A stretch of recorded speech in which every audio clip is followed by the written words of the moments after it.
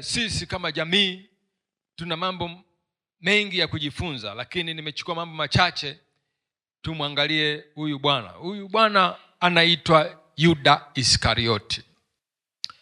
Yuda Iskarioti alikuwa ni mmoja wa wanafunzi wa Yesu katika wale 12, kwa maana kwamba alichaguliwa na Yesu kuingia kwenye timu ya wanafunzi wa Yesu.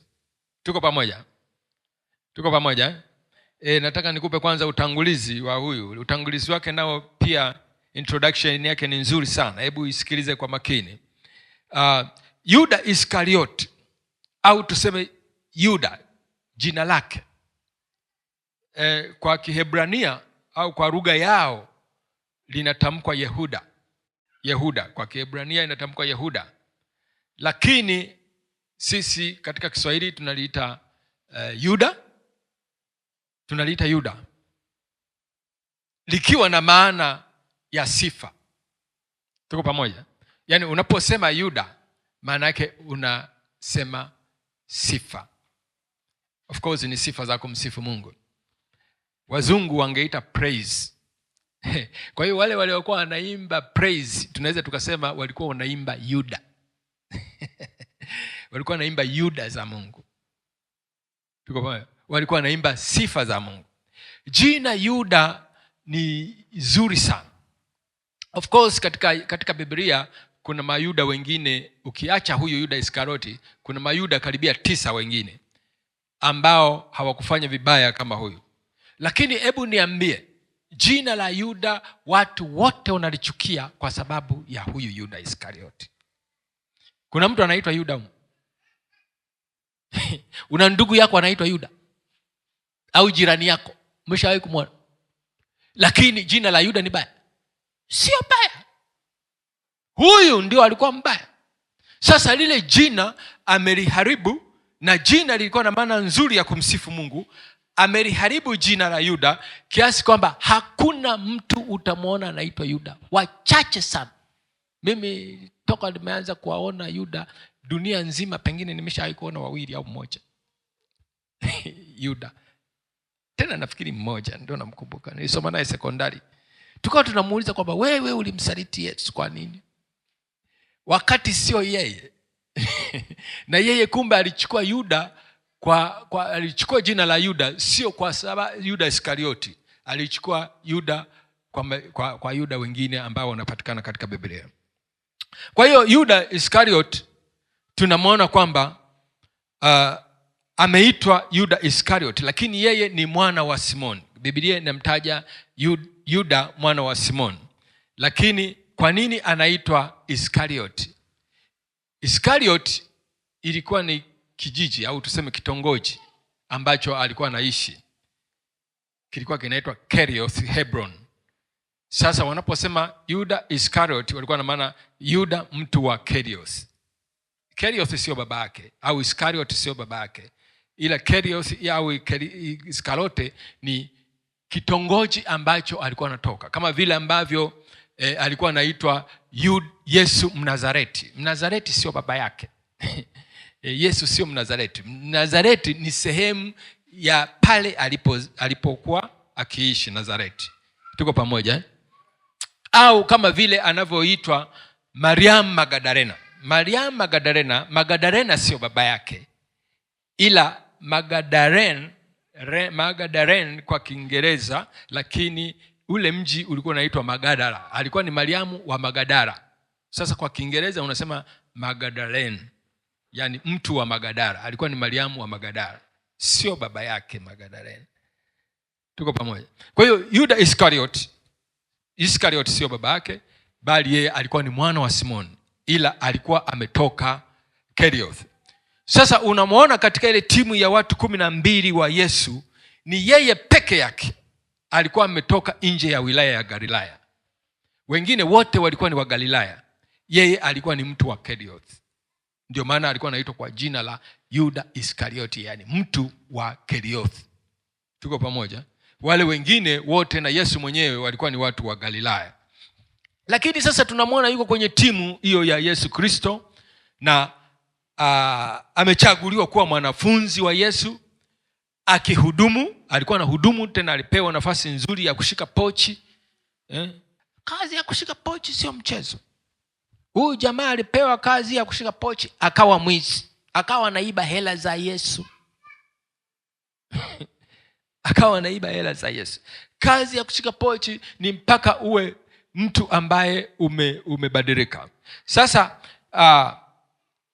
tunamwona kwamba alihubiri, lakini pia alishuhudia miujiza mingi mikubwa, kitu ambacho hakubahatika kukipata ni kubadilika. Amehudumu,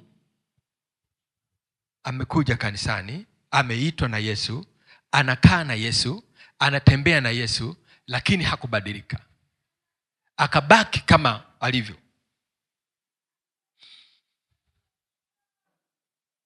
Yuda Iskarioti. Somo hili linatufundisha jambo muhimu, kuwa karibu na Yesu hakumaanishi kumjua. Kuwa karibu na Yesu, unaweza ukawa karibu na Yesu sana, lakini haimaanishi kwamba sasa umemjua Yesu kwa sababu umekuwa Yesu. Kuwa karibu na Yesu kuna hitaji hatua nyingine ya kubadilika ili ufanane naye.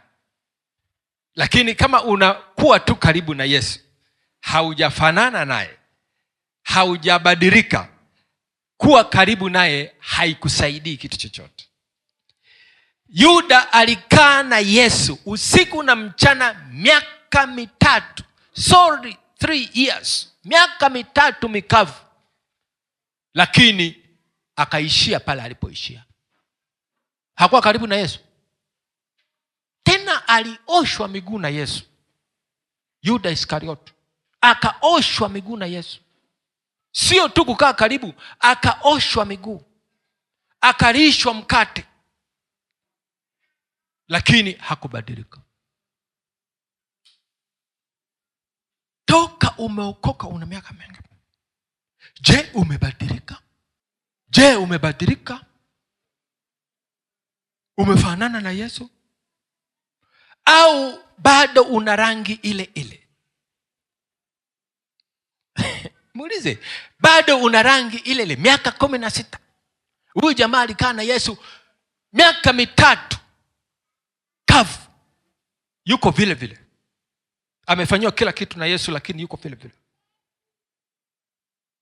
Muulize, je, uko karibu na Yesu?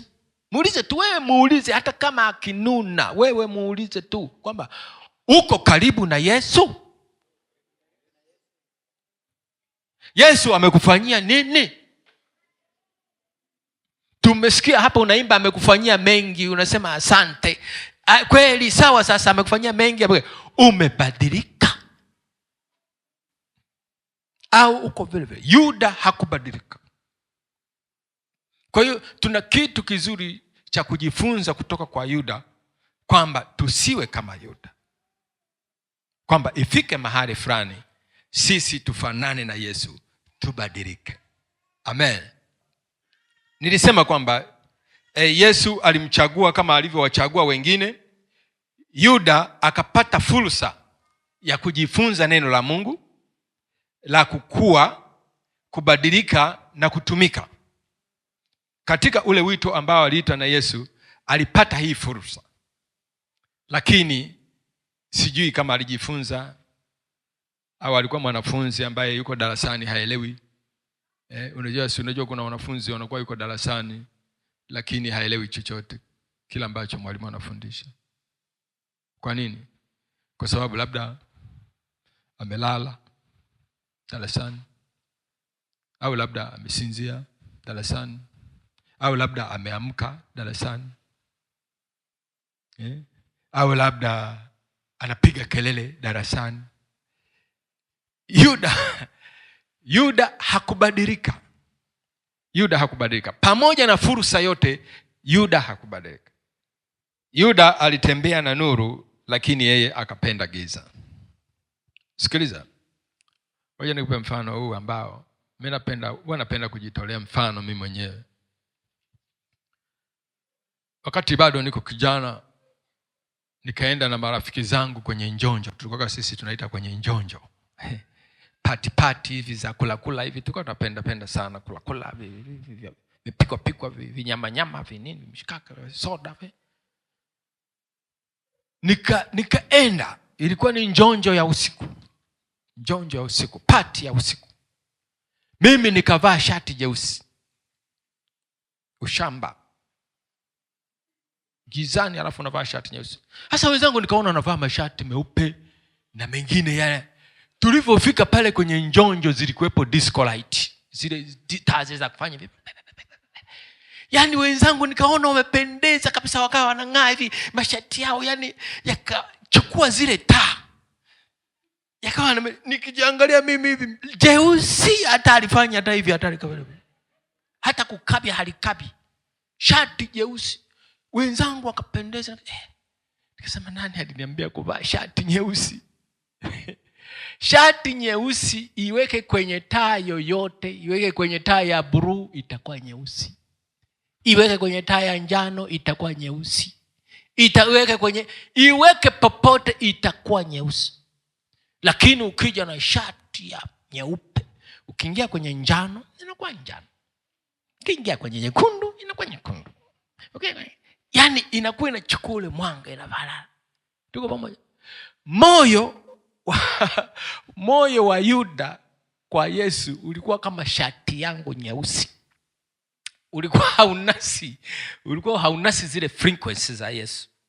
Ukabaki vile nyeusi. Tuko pamoja? Unatakiwa uje kwa Yesu, ubadilike, ufuatane naye.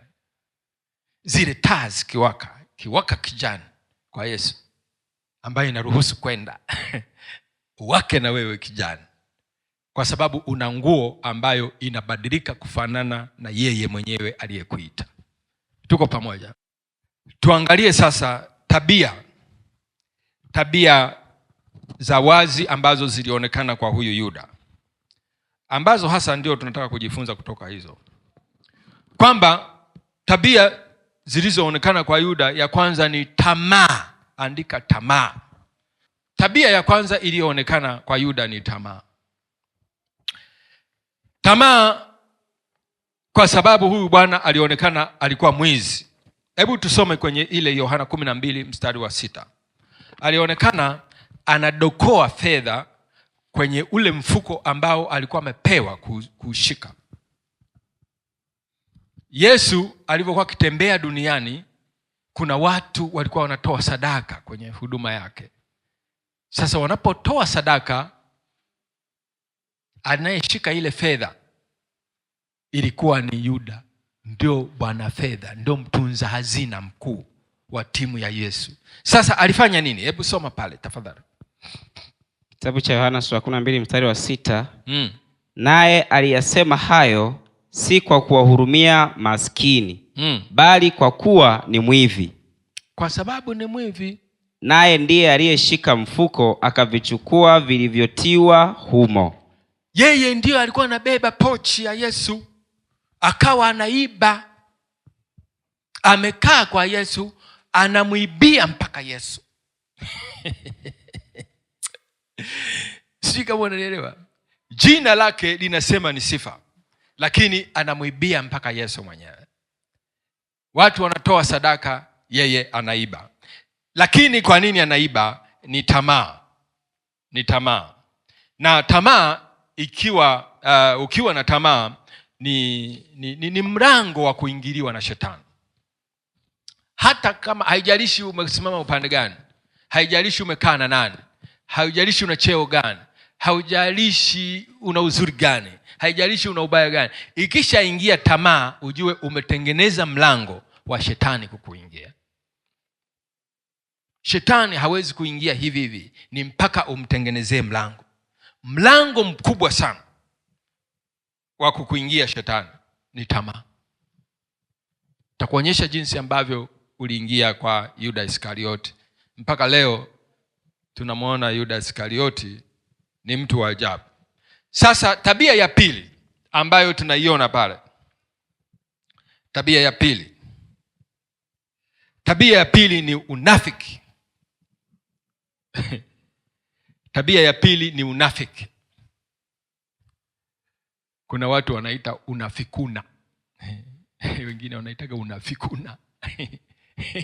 Huyu jamaa kama ni unafikuna, alikuwa ni mnafikuna kweli kweli.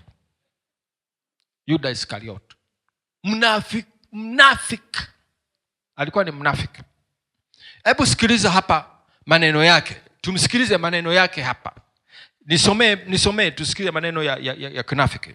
Nisomee kwenye ile sura ya 12 hiyo, sawa? Anzia mstari wa 4 mpaka wa 5. Anzia mstari wa 4 mpaka wa 5. Mstari wa 4 na Mungu inasema, basi Yuda Iskariote, mmojawapo wa wanafunzi wake, mmojawapo wa wanafunzi wa Yesu, ambaye ndiye atakaye kumsaliti, akasema, ndio, mbona marhamu hii haikuuzwa kwa dinari 300? Haikuuzwa kwa dinari 300, wakapewa maskini. Si ndio? Huu ulikuwa ni unafiki wa nani? Wa Yuda.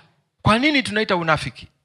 Alikuja Mariamu, huyo Maria, alivyokuja huyo Mariamu akavunja marhamu ya thamani yani ile marhamu ilikuwa na thamani kubwa, akaivunja, akaanza kumpaka Yesu kwenye miguu.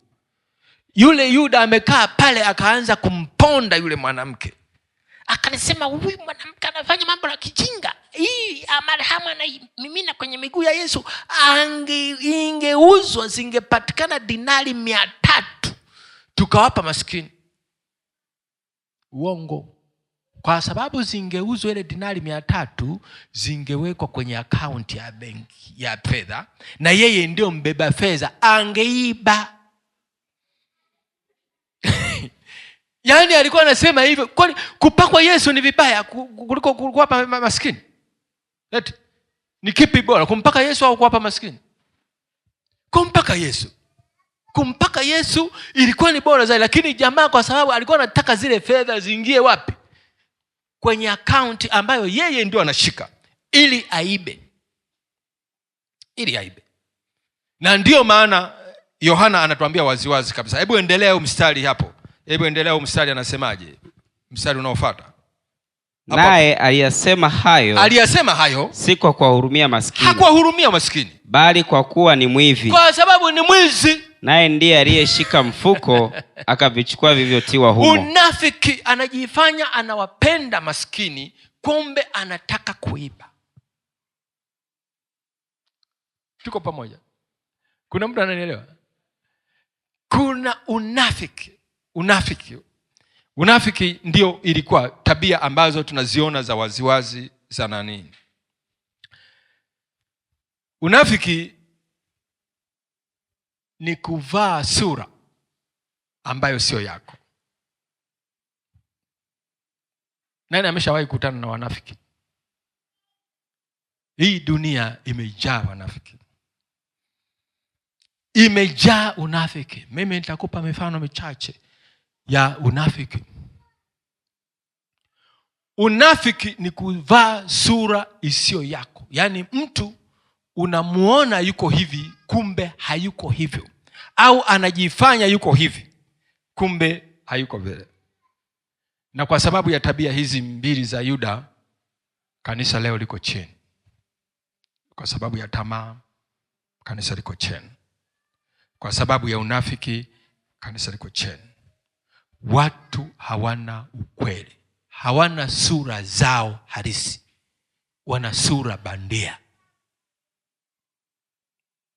Sura bandia ndio zimetufikisha hapa. Ya Yuda, anajifanya anapenda maskini, kumbe anataka kuiba. Siku moja nilimkuta mke wangu anaangalia tamthilia moja wakati tuko kule nyumbani. Mimi huwa sizipendi sana kuziangalia, lakini sasa niliangalia ikanipa somo moja. Kuna house girl moja alikuwa hapendwi na yule mama mwenye nyumba. Yule house girl ameletwa na baba mwenye nyumba. Sasa yule mama mwenye nyumba alikuwa anampa mkongoto kila siku. Yule house girl yani alikuwa anapigwa mkongoto. Anakatazwa kukaa kwenye kiti, sio anafanya nini. Sasa nikaa naangalia ile tamthilia niuzi kweli. Lakini nikaona kuna somo anapigwa mkongoto kwenzi. Sasa siku moja wamemkuta anakaa kwenye kiti, anakaa kwenye koshi, kaa chini, wakamvuta. Yuko yule mama mwenye nyumba yuko na mama yake. Mama yake ambaye sasa kaa chini, akavutwa, akatupwa chini, akakaa chini pale. Alafu akaanza kula kwenzi za uhakika kwenye kichwa.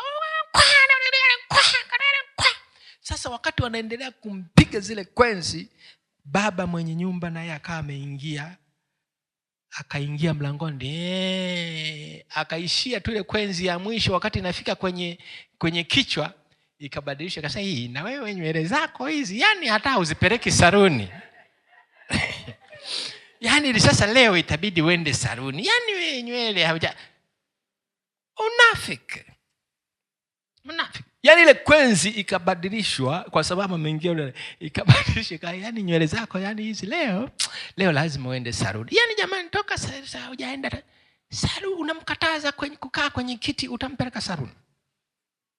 Kwenye kiti unamkataza asikae, utampeleka saruni. Unafiki. Wanafiki. Unafiki ni sura ambayo mtu anajipresent au anajionyesha, lakini kumbe hayuko vile. Siku moja tena, wakati niko mchungaji mahali fulani, namshukuru yule mama kwa sababu hakuwa mnafiki. Iliingia kwenye ile familia. Kuna familia zingine za Wakristo zina unafiki, lakini namshukuru yule mama kwa sababu yeye hakuwa mnafiki. Nilikuta walikuwa mmaliza kugombana na mume wake. Tena walikuwa wanagombana. Sasa mimi kweli sikusikia ugomvi. Kwa sababu nilifika tu pale, najua naenda kwa mpenda. Hodi. Karibu. Mchungaji, karibu. Yule mzee akanipokea. Kumbe alikuwa ameshakunja ngumi, anataka kumnyunda mke wake. Alivyoniona mchungaji, Bwana Yesu asifiwe sana. Bwana Yesu asifiwe. Yule mama akasema, mchungaji, Bwana Yesu asifiwe hapa. Hakuna cha kusifiwa Bwana Yesu. Umenikuta huyu jamaa ananipiga. Alikuwa ananipiga. Nikasema, mimi nikainama tena, sasa mchungaji, vipi? Hasifiwi Yesu hapa baba. Yaani umekuja umeninusuru. Nilikuwa napata kipigo. Yule mama alikataa unafiki, lakini kuna wengine wanapigwa. Akiingia mchungaji, salama tu mchungaji, sisi amani tu. Ukimuuliza mbona mdomo hapo kama nilikuwa nakunywa juice ya rangi. Kumbe damu ameshatandikwa. Anakutanganya alikuwa anakunywa juice. Juice gani ya kuvimbisha na mdomo? Na mdomo umevimba na uso umevimba. Lakini unafiki, unajifanya kuna amani, lakini kumbe kuna shida. Unajifanya kuna furaha, lakini kumbe kuna tatizo. Sema kama kuna tatizo, uepuke unafiki. Sema kama ipo shida, ili kusudi usaidiwe. Utasaidiwaje sasa kama wewe unaficha? Unafiki umeharibu hata familia, umeharibu kanisa, umeharibu jamii, umeharibu hata nchi yetu ya Tanzania. Tunao wanafiki wengi sana. Umejaa kila mahali, kila kona. Lakini kumbe ndio zilikuwa tabia za Yuda Iskarioti. Nafiki. Kuna watu wengine wanafanyaga unafiki hata watoto wao. Fanyia watu. Baba unakuta ni mkali kama pilipili kwa watoto wake, au mama ni mkali kama pilipili kwa watoto wake. Piga watoto, sema kwa kelele, Fokea, fanya nini? Sasa wawepo wageni. Anawapenda kuliko Jojo. Anawapenda kuliko Jojo. Mnataka nini? Niwapeleke bichi? Bichi. Hata mtoni hujawahi kuwapeleka, utawapeleka bichi. Kila siku anawapiga, lakini leo eti anaambia anapiga bichi kwa sababu ameona kuna wageni. Tena nilitaka niwaletee sambusa, hajaleta. Anajikei kwa nani? Kwa wageni. Aonekane kwamba anapenda wale watoto. Lakini piga watoto, tesa watoto wake mwenyewe, amewazaa yeye mwenyewe. Mnafiki. In fact, kwa kifupi mnafiki anaweza kukuchekelea hivi, au unaweza ukacheka naye lakini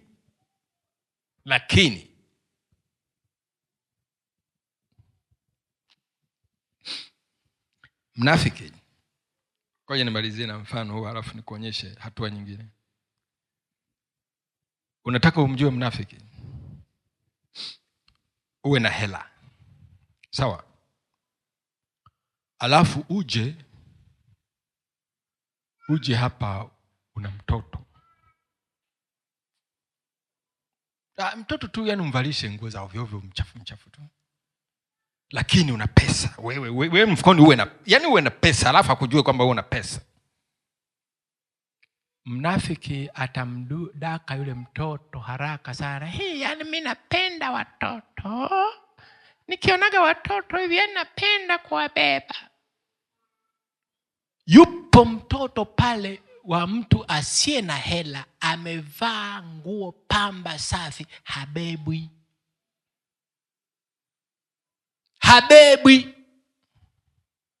Akimwangalia hivi, anamwangalia huyu kweli amevaa vizuri, lakini mzazi wake ana nini? Hana kitu. Habebwi.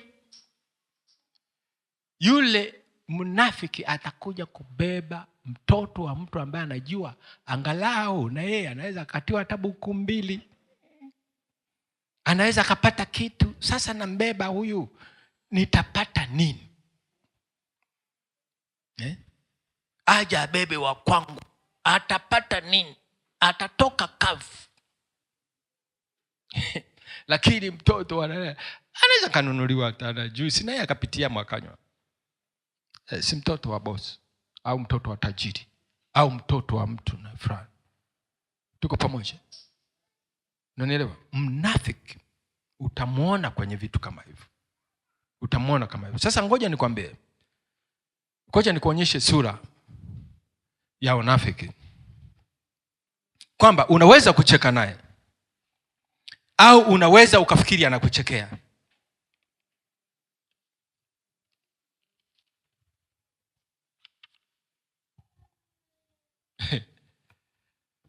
Daima macho ya mnafiki unaweza ukayaona yako hivi. Meno 34 unaweza ukayaona yote, meno 34. Unajua anakuchekea. Lakini sasa ukitaka kujua, hebu mwambie atoe ile sura ya unafiki.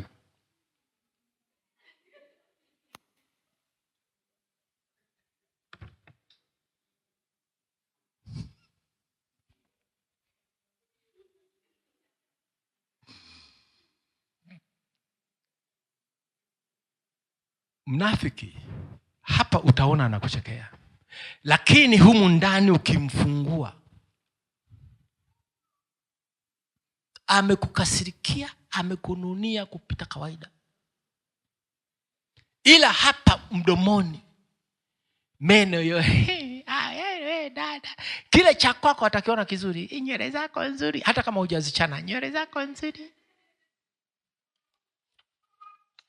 Nywele zako nzuri.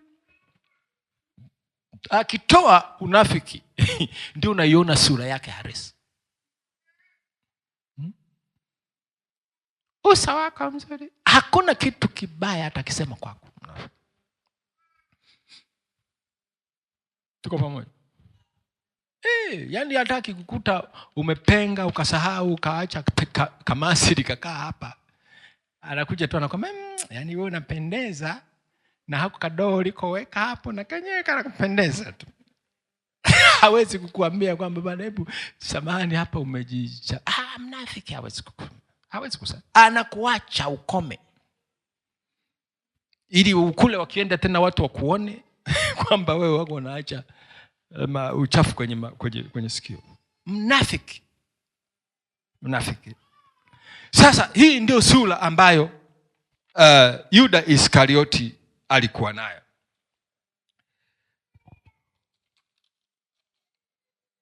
Ni tabia za Yuda Iskarioti. Sasa baada ya kukaa na Yesu kwa miaka hiyo 3, Yesu akatabiri kusalitiwa.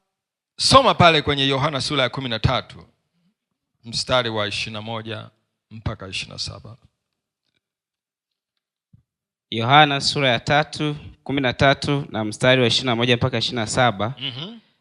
Sikiliza kwa makini maneno hayo. Naye alipokwisha kusema hayo, Yesu alifadhaika rohoni. Yesu akasema maneno alafu akafadhaika rohoni mwake. Akashuhudia akisema, amini amini nawaambieni, amini nawaambia, mmoja wenu atanisaliti. Mmoja wenu nyie 12 niliowachagua, mmoja wenu atanisaliti. Wanafunzi wakatazamana huku wakiona shaka ni nani amtajaye. Na palipo kuwapo mmoja wa wanafunzi wake ameegemea kifuani pa Yesu, ambaye Yesu alimpenda. Basi Simoni Petro akampungia mkono, akamwambia, akamwashiria, uliza ni nani amtajaye? Ni nani ambaye anamtaja? Basi yeye hali akimwelekea Yesu kifua chake akamwambia, Bwana, ni nani? Ni nani? Mstari wa 26. Basi Yesu akajibu lile swali, ndiye mtu yule nitakayemtowelea tonge na kumpa. Akatowelea tonge, akalitwaa akampa Yuda, mwana wa Simoni Iskarioti. 27. Na baada ya hilo tonge, Shetani alimuingia. Basi Yesu akamwambia, uyatendayo yatende upesi. Amen. Sikiliza, ngoja nikirudie kifungu hiki kwa kifupi kwa maneno yangu. Yesu, ilikuwa imebaki siku moja ifike siku ya Pasaka. Sasa wakasema waandae sehemu ya kula Pasaka ile usiku ule. Wakakaa kweli kula Pasaka. Lakini Yesu wakati yuko pale akatabiri kwamba kuna mtu atamsaliti na atatoka ndani ya wale 12 ambao amewachagua yeye, amewaita yeye, amewapa huduma na wamekuwa wakihudumu kama vile ambavyo tumeona kwa Yuda Iskarioti. Sasa kwa sababu walikuwa wanakaa katika raundi hivi kubwa, kuna mtu ambaye alikuwa karibu sana na Yesu ambaye ni Yohana mpendwa, lakini wengine walikuwa mbali kidogo. Sasa walikuwa wanakaa hivi. Sasa Yesu alikuwa amekaa hivi. No. Wao Wayahudi hata pamoja na Waarabu ukiwaona wana tabia ya kula kwenye mikeka au na Wayahudi walikuwa wanakula hivyo hivyo. Kwa hiyo unapokula, Yesu alikuwa amemwegemea, mwanafunzi mmoja alikuwa amemwegemea Yesu kifuani, ina maana alikuwa amekaa hivi. Yesu anakula hapa, si ndio? Na yeye yule mwanafunzi alikuwa anakula hapa, kwa sababu alikuwa anampenda sana Yesu. Huyo mwanafunzi ni Yohana. Sasa wale ambao walikuwa wako mbali wakamuuliza, wakamwashiria Petro, akamwambia muulize ni nani anamsema atamsaliti.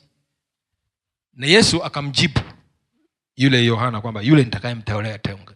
Ina maana wale wengine waliokuwa kule hawakusikia lile jibu. Sio kama unanielewa, unaweza kainuka. Wale hawakusikia lile jibu kwamba yule nitakayemtolea tonge. Alisikia huyu Yohana ambaye walimwahishiria kwamba hebu muulize. wangesikia kwamba ni Yuda ametoelewa tonge na ndio atamsaliti, alikuwa hatoki pale. Yaani alikuwa hatoki pale. Na sijui kwa nini Yohana na yeye baada ya kuambiwa kwamba ni yule nitakayemtolea tonge, hakuwaambia wale waliomwashiria. Angewarudishia majibu kwamba Yesu amesema ni yule atakayetolewa tonge, asingetoka Yuda pale. Kama unataka kujua, waulize wale askari waliokuja kumkamata Yesu, Petro aliwafanya nini? Mmoja tu dakika 2 sikio lilikuwa chini. Dakika 2, yani sikio limeshapigwa na upanga, liko chini. Wale walikuja kumkamata Yesu. Na Yesu akamwambia Petro, akamwambia hatuendi hivyo. Akaokota sikio la watu, Yesu akalirudisha pale lilipokatwa. Akalirudisha. Sijui unanielewa? Mimi wanajiuliza kwamba ningekuwa mimi askari wa Kirumi, ningekimbia nyumbani wala hata nisingerudi. Unamwona mtu sikio limedondoka chini pale, alafu mtu analichukua analirudisha, linakuwa kama lilivyokuwa mwanzo, alafu bado unamkamata mtu hivyo, bado unamkamata. Wale askari nao walikuwa na roho ngumu tu. Walikuwa na roho ngumu sana. Sasa tunaona kwamba Yuda Iskarioti akatoelewa kweli tonge na Yesu. Tonge ni ishara ya heshima. Kama mnakula, mimi nakumbuka nilipokuwa mdogo, hata bibi yangu alikuwa anaweza kutoelea tonge akanipa. Anakula yuko kule ananiambia, anatoelea tonge ananipa nakula. Yaani ni heshima fulani, au ni kitu cha baraka. Huyu akapewa tonge na Yesu, alafu akaingia shetani. Uliona wapi? Tonge ya Yesu ina shetani? Tonge ya Yesu inatoa wapi shetani? Kwa nini Yuda apewe tonge na Yesu alafu aingie shetani?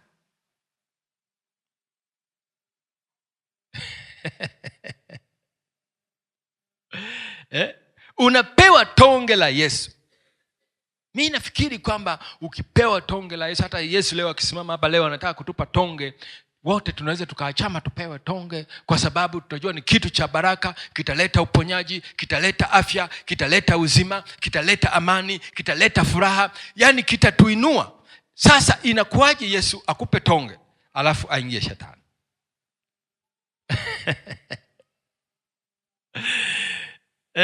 Anakupa tonge anaingia shetani. Kuna watu wengi, ngoja nikwambie, sio Yuda tu, simcheke. Kuna watu wengi wameshapewa tonge na Yesu, lakini akaingia shetani. Tonge la Yesu leo inaweza ikawa ni mafanikio. Unapata mafanikio, anaingia shetani. Tonge leo inaweza ikawa ni kipawa. Ukapewa kipawa fulani, ama cha kuimba sauti kama malaika. Yaani ukianza kuimba hapa, yaani mpaka tunatetemeka na sisi. Anaingia shetani. Kuna wengine wamepewa tonge tu hata la uzuri wa sura ya uso. Lile na lenyewe ni tonge. Wakikuangalia hivi wanafikiri wamemuona malaika usoni kwako. Anaingia shetani. Kuna wengine wamepewa akili za darasani, akawa na akili sana darasani, tonge lile, anaingia shetani. Halo? Sijui unanielewa? Nataka unielewe. Wewe umepewa tonge gani na Yesu? Na baada ya hilo tonge imeingia nini?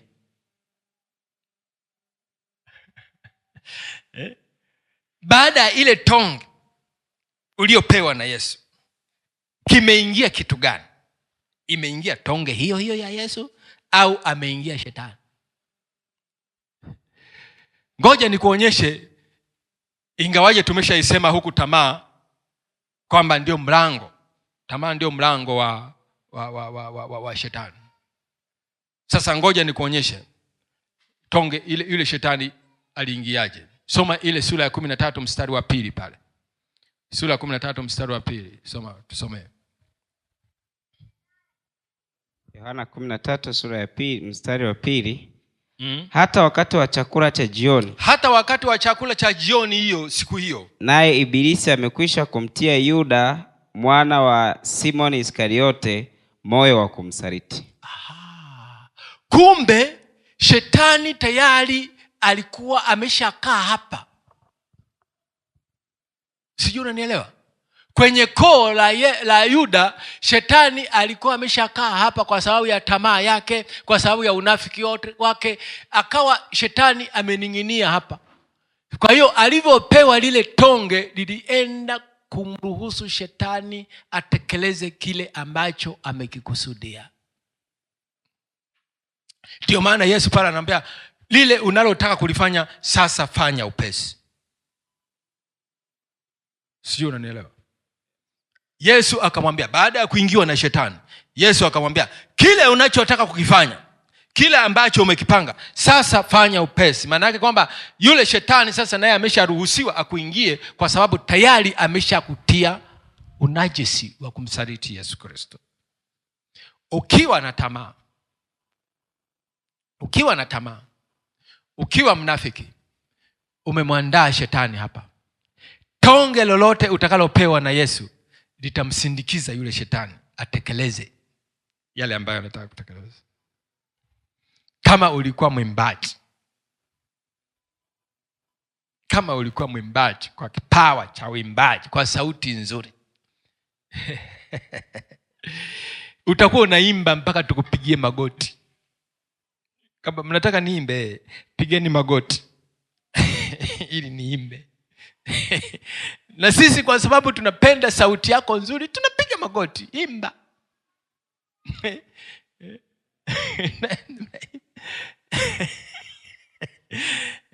Mnataka nifanyeje? Basi fanyeni hivi. Tutafata masharti yako. Tonge umepewa na Yesu, lakini aliyeisindikiza ile tonge ni shetani. Shetani ameingiza kwa kusindikizwa na tonge ya Yesu. Kwa hiyo Yesu daima huwa anatupa kitu kizuri. Unapewa kitu cha baraka, lakini inategemeana na wewe kwamba hapa ukoje. Kama utakuwa umeandaa tamaa, basi ujue kwamba kitu kitakachokuja ni cha kitamaa, na kitakuwa kimeendeshwa na shetani, ambaye yeye ndio atakuwa amesindikizwa na ile tonge. Halo? Kuna mtu hajanielewa? Kuna mtu hajanielewa? Au kuna mtu ananielewa?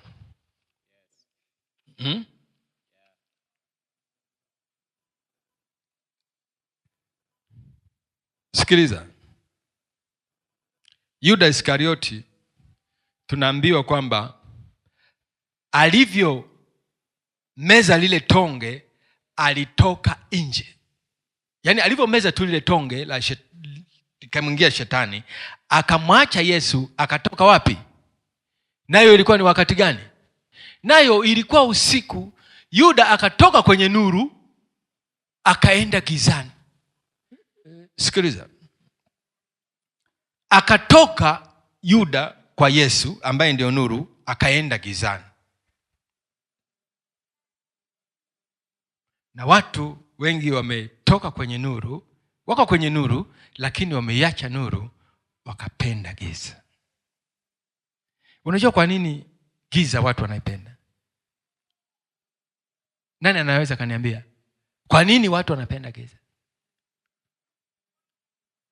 Watu wanapenda giza kwa sababu inawaficha. Wanataka kufanya vitu vibaya. Sasa giza inawaficha. Watu wanataka kufanya vitu vibaya, lakini hawapendi kuonekana wanafanya vitu vibaya. Kwa hiyo ili wavifanye ni lazima giza iwepo. Giza. Nilipita mji mmoja. Nilikuwa nimepita mji mmoja, nikakaa kama siku 2, 3, 4. Lakini nikashangaa wakazi wa pale kwenye ule mji ikianza kufika kwenye saa moja, saa 12 inakaribia giza.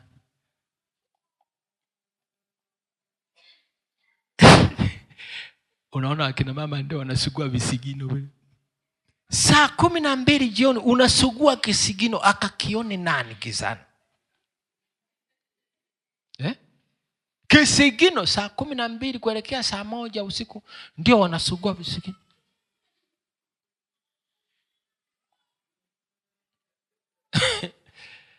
Waende gizani akaone nani kisigino.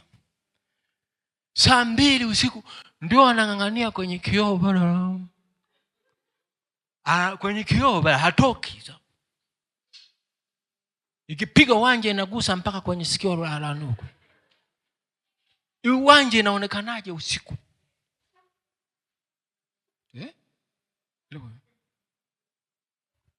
Lakini saa hizo ndio majambazi wanakoki bunduki zao, wanasafisha bunduki zao usiku. Ukiona mchana ujue tu wameotea. Kazi zao ni usiku. Vitu vyote vibaya vinafanyika usiku. Kwa nini? Kwa sababu watu wanataka kufanya vitu vibaya, lakini hawapendi vionekane na watu wengine. Ndio maana wanafanya usiku. Yuda akaenda kwenye giza hilo la usiku, akamwacha Yesu. Kwa nini? Kwa sababu alikuwa anataka kufanya kitu kibaya, lakini hakupenda kionekane kile anachotaka kukifanya. Nataka tuangalie kitu gani tunaweza kujifunza kutoka kwa Yuda. Tumeona kwamba tamaa ni lango la shetani la kuingia.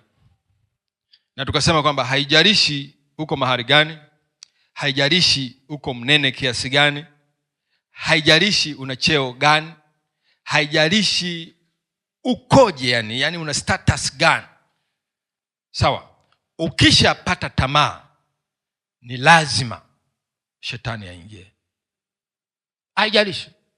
Haijalishi unaomba kiasi gani. Omba sana uwe karibu na Mungu. Yuda alikuwa anaomba sana na alikuwa karibu na Mungu. Lakini ilipoingia tamaa, shetani akaingia. Pale mbele ya Yesu. Na Yesu anaangalia hivi, shetani anaingia. Tena tonge ya Yesu ndio inamsindikiza kuingia tumboni. Kwa nini? Kwa sababu ya tamaa. Ndugu yangu, kama nilivyokuambia awali kwamba tamaa imepoteza watu wengi sana. Tamaa imepoteza watu wengi sana.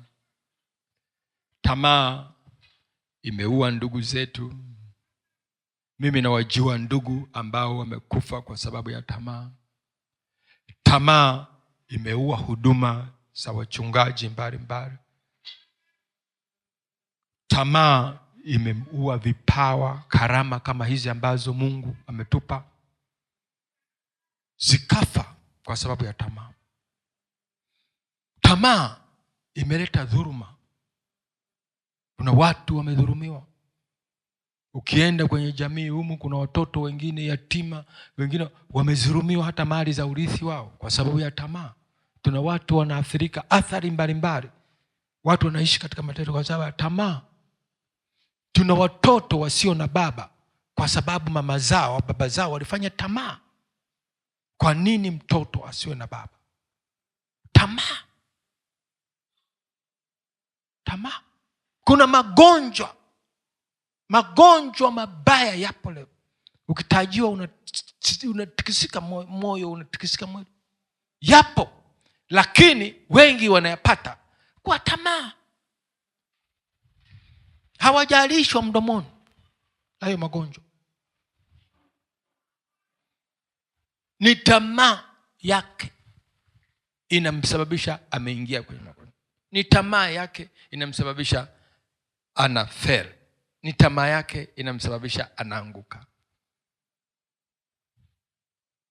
Ni tabia ya Yuda ambayo sisi wa Kristo, tena hasa ninazungumzia hapa New Hope, hatutakiwi kuwa nayo. Amen. Hallelujah. Amen. Kama tukipata tamaa hatuta move. Ukiwa na mtu ana tamaa, ukatembea naye ana tamaa, hamtaenda. Kumbuka hata fisi ilimuua tamaa. Tamaa sio nzuri. Kama inaweza kuwa, wewe ulishawahi kuua fisi? Ulishawahi kuua fisi? Nani ameshawahi kuua fisi? Hakuna. Ulishawahi kuua? Hakuna. Tamaa imeua fisi. Sasa unaichezea. Inaua fisi tamaa.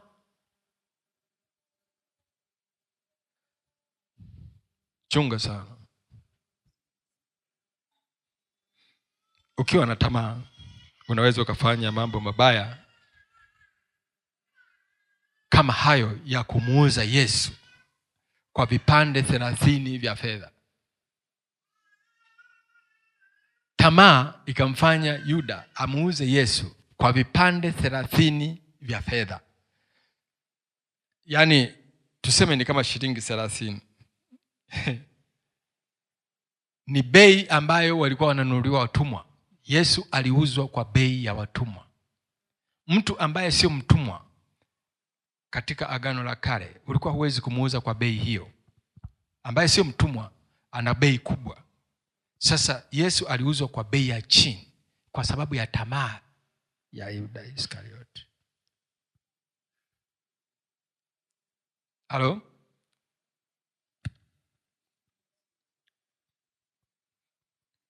Sasa basi, katika kuconclude au kwa maana ya kumalizia, naomba nikupe hitimisho kwamba una jina zuri. Unaweza kuangalia, una jina zuri.